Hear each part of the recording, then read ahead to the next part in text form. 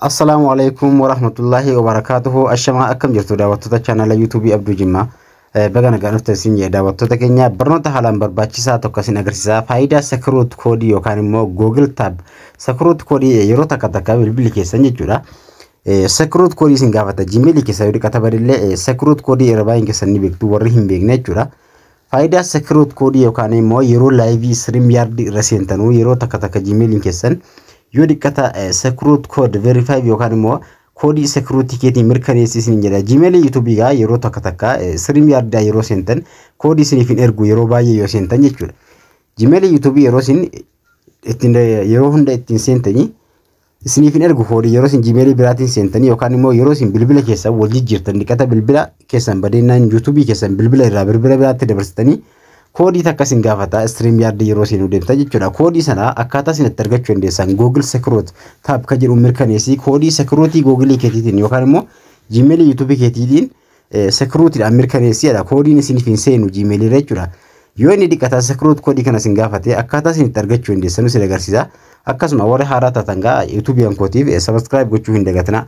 Kana argachuudhaaf gaa yeroo takka stream yard yeroo seentanuu jechuudha. Live irra seenuudhaaf stream yard live seenuudhaaf Chrome irra geessentanii asirratti stream yard ni barreeffattu. Eega barreeffattanii kaatanii yeroo isin axxanachiisitan jechuudha. Gmail kabraa ka YouTube sun yoo koodii isin erguunaan kabraatti naxxan kabraatti illee koodii naqxanii yeroo isin achi dabarfattan yeroo isin naxxanii achi dabarfattanii jettan kan YouTube itti gootu yeroo YouTube filattanii jechuudha. Live seenuudhaaf YouTube eega filattanii gaa live galuudhaaf jechuudha. YouTube eega filattanii Gmail YouTube itti ka filatamu. Gmail YouTube eega filattanii kaatanii gaa koodii Gmail YouTube isaa irra seenu osoo hin taane koodii biraa yoo isin gaafate akkaataa isin argachuu dandeessan. Fakkeenyaaf haala kanaan stream yard seenuudhaaf eegaa dhuftanii jettanii jechuudha. Gmail itti naqxanii amma fakkeenyaaf Gmail duraan waan keessaa qabuuf achi na dabarse yeroo isin haala kanaan dhuftanii geessan asirratti haala kanaa sii baasa live seenuudhaaf jechuudha. Waan inni duraan Gmail itti naqee jiruu fi haala kanaan na baase ana. Kanaan gaa waan inni seenee tureef haala kanaan na baase Gmail feekii filattanii ka YouTube yeroo isin dhuftanii geessan fakkeenyaaf ka YouTube filadhu isin jedha amma live seenuudhaaf gaa haala kanaan live stream ka jiru isin baasa haala kanaa yeroo isin baase fakkeenyaaf ida'uu kaanii tuqxu kun duraan yoo seenaa turtan erga tuqxanii ka seentan yoo dhiqata ida'uu kaa tuqxan Gmail YouTube filadhu isin jedha. YouTube ni filattu channel YouTube jechuudha asirratti. Channel YouTube ni filattu live gara sana galuudhaaf jechuudha. Channel YouTube sana irra live seenuudhaaf gaa channel eega filattanii ammallee Gmail YouTube isin gaafata live stream yard seenuudhaaf jechuudha.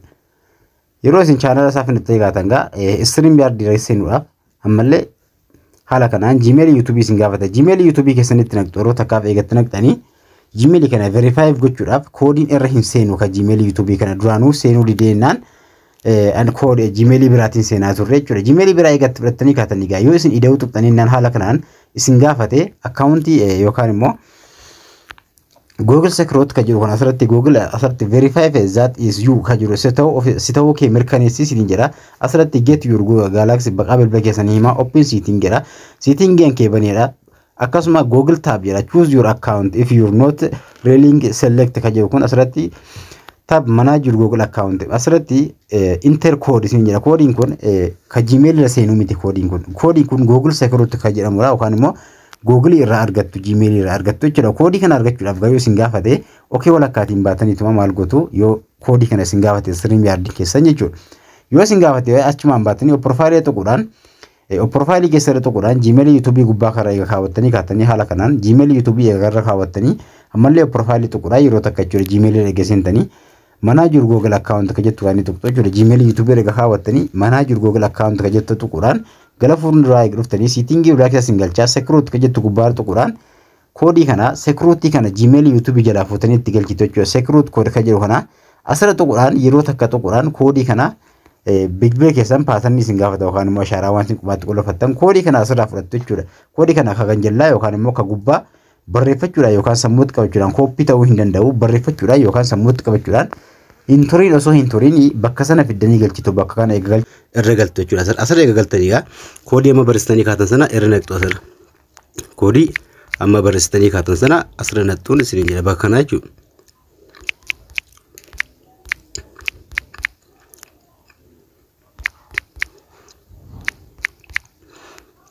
haala kanaan gaa koodicha eegattanii kaatanii jechuudha. Koodicha sirriitti kilii ta'uu isaa ilaaltanii haala kanaan eegattanii alana gara fuuldaatti achuuftu jechuudha.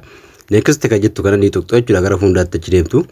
Haala salphaatiin haala kanaan secret code yookaan immoo Google Tab code kan jedhamu argachuu dandeessan. Koodiin suni yoo isaan itti guuttan malee ishee isiniin jedhu isiniin fudhatu isiniin jedha. Haala kanaan itti guutuu dandeessu Google Tab yookaan secret goolii yoo diqqatin gaafatee itti guutuu allow kan jedhu kana ni tuqxu jechuudha.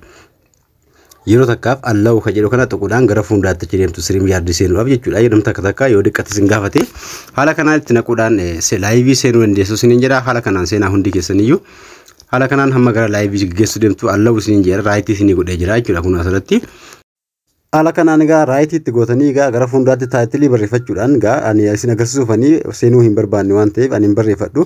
Isin taayitilii barreeffachuudhaan live seenuu dandeessu. Haala kanaan seenaatii taayitilii barreeffattanii live seentu verify haala kanaan gootanii jechuudha. Koodii sana warri dhabdee rakkatan haala kanaan itti fayyadama. Ani isin agarsiisuufan dhufee duddubattan deebi'a. Ani duddubattan deebi'a isin immoo barreeffadhaatii live haala kanaan achi dabarfachuu dandeessu jechuudha. Koodii sana ida'uu yoo tuqxan jechuudha. Koodii sana isin gaafachuu yaqina YouTube'n keessan yeroo takka koodii erguu eega didee yoo si ida'uu tuqxan yeroo isin YouTube filattan jechuudha. Awwala yoo koodii isin erguudha yeroo YouTube filattan haala kanaan yoo isin gaafate koodii kana achirraa argattanii verify gochuu dandeessanii haala kanaan itti fayyadamaa isiniin jedha. Viidiyoo kan koo isin tolee irraa share gochuu hin dagatinaa, like tuquu hin dagatinaa. Warri haaraa taatan immoo maatii ta'uu hin dagatinaa, subscribe godhaatii maatii kootti dabalamaa isin jedha. Warri maatii koo taatan immoo like share gochuudhaan na gargaaraa isin jedha. Hundi keessaniyyuu barnoonni kan koo har'aa asumatti dhaabata. Viidiyoo kan koo share godhaa akkanuma bira ga'utti namoonni takka irraa fayyadamu isiniin jedha. Hanga walitti deemnutti nagaan naa tura.